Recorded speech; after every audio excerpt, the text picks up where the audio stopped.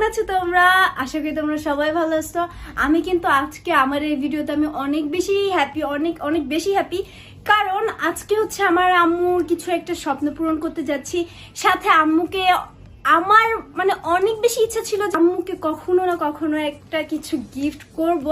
Otherwise একটা secret আমি তোমাদেরকে বলে দিই, সেটা হচ্ছে আমার টাকা পয়সা যত যা পাই না কেন অত বেশিও টাকা কামাই না, মানে আমার নিজের খরচ নিজে চালাইতে পারি, আলহামদুলিল্লাহ আলহামদুলিল্লাহ আলহামদুলিল্লাহ।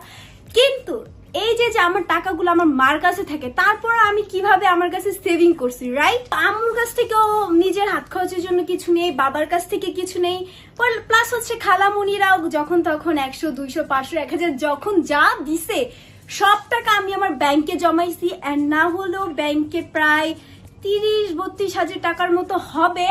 এন্ড ওই টাকায় আজকে ব্যাংক ভেঙে আমি হচ্ছে আমার আম্মুকে কিছু একটা দিতে চাচ্ছি। এন্ড তোমরা